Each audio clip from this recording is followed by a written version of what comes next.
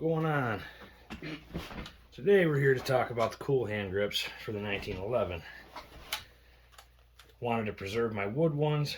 One thing to say before you get into these, I have monkeyed with these before, but I figured I'd do a video on them now. They open right up, no problem. They are covered in Cosmoline, and so is the hardware kit, which we'll get more into that when the time comes. But we'll get the grips out for now. As always, make sure your firearm's unloaded. Okay.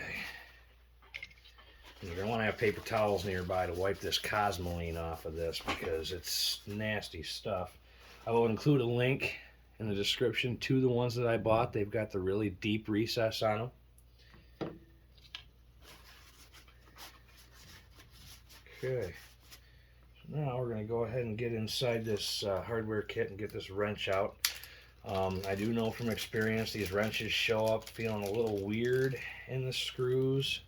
Both the ones that come with the gun and the ones that come with the grips. Let's see here if we can't get these to bust free with this. I mean, it does feel a little bit loose in there. But yep, it breaks right loose. So go ahead and break these out and get them turned out all the way.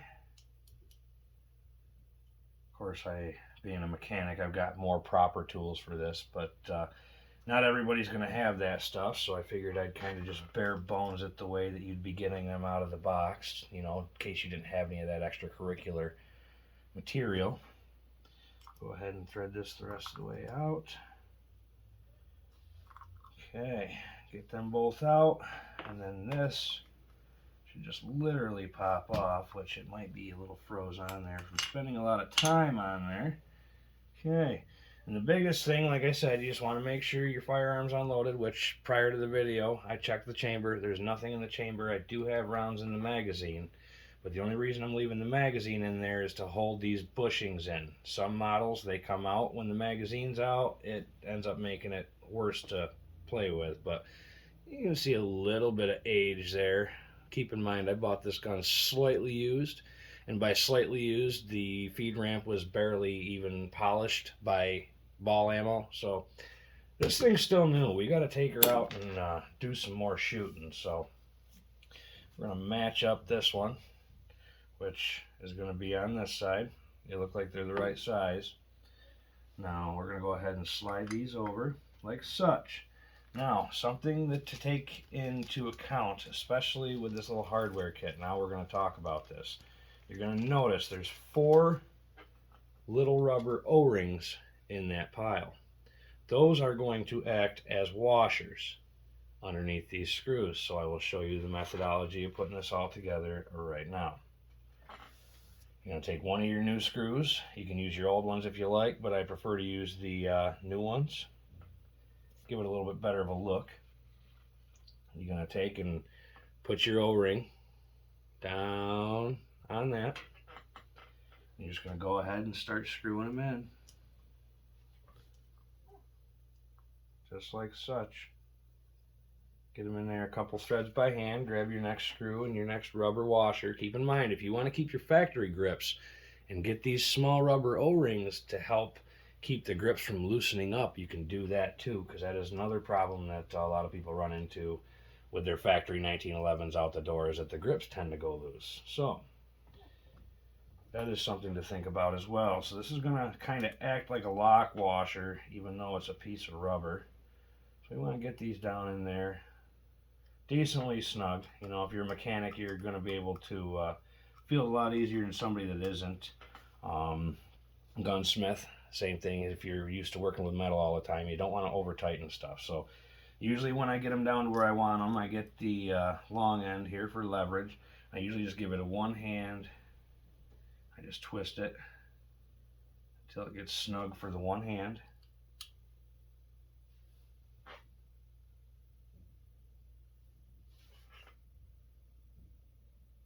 Of course, I'm going to have to use the frame of the pistol to hold it.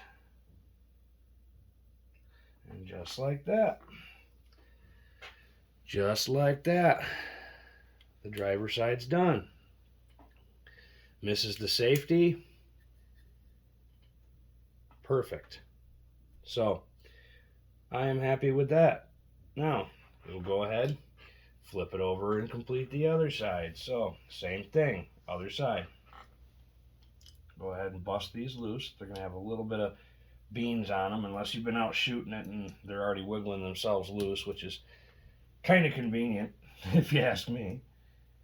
Go ahead and back these out again. Keep in mind, I'm not putting my factory screws back in. I'm using the ones that came right with the kit. Keep everything over here in one pile. Okay.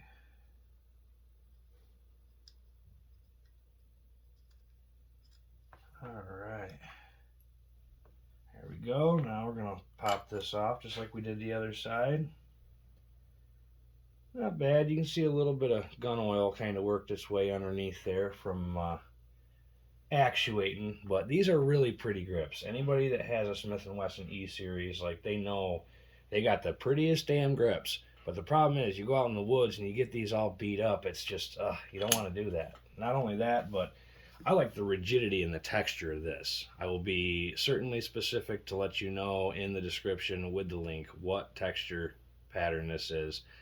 Personally, this is my favorite from the Cool Hands, but they make a bunch of different styles depending on if you got, easier going hands that don't like quite rough texture. Me personally, I'm a big fan of Glocks, so I love rough texture. Being a mechanic, dead skin everywhere. So again, you can see these bushings in here, they spin. So you're going to want to have a magazine in the gun. Pop it back over like this, just like it was on the other side. You're going to grab yourself your screw.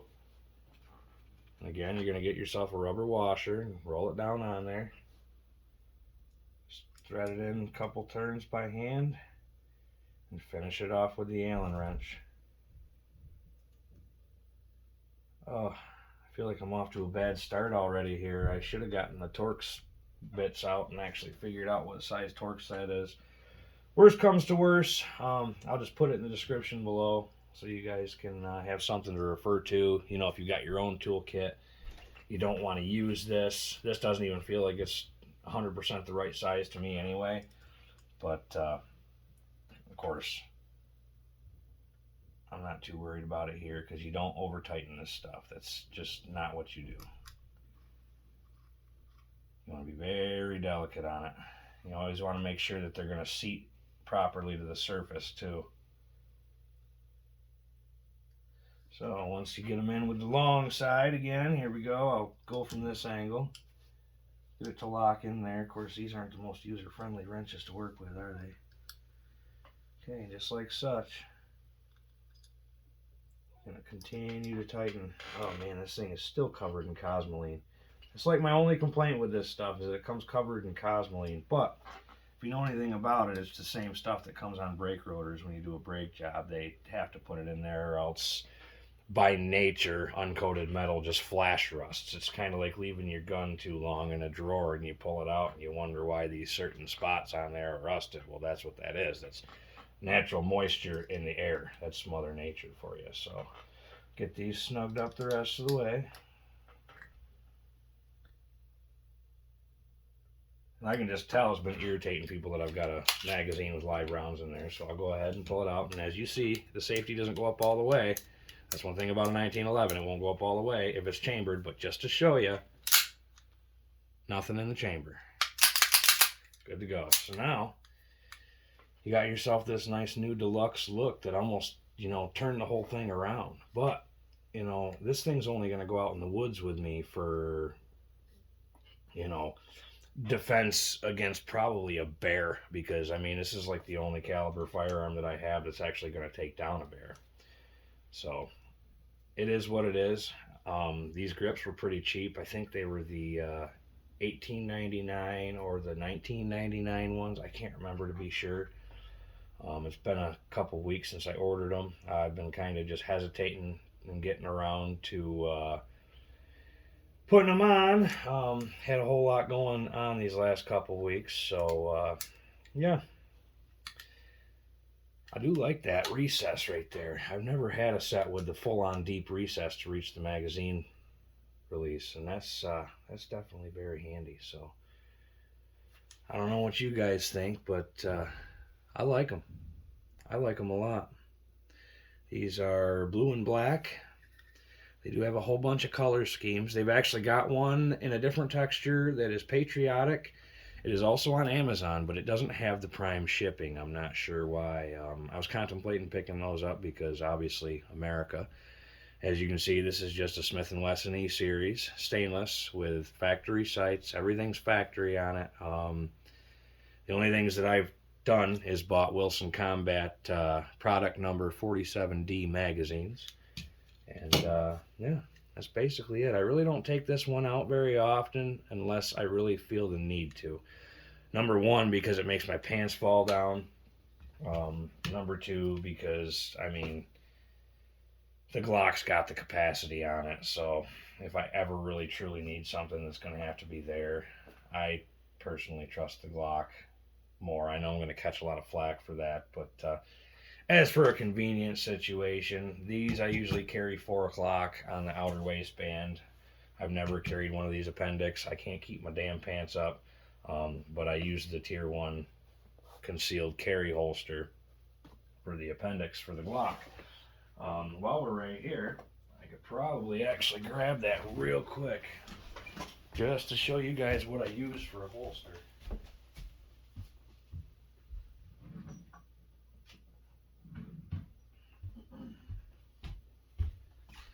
I know a lot of people really haven't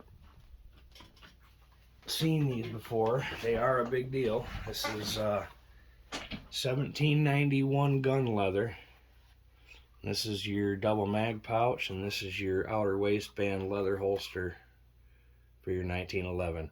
And I mean, these are so comfortable. It's definitely something that when you have your shirt tucked in the winter and you got a hoodie on over top of you, or a flannel or something like that, something that can prevent this from printing, that's perfect.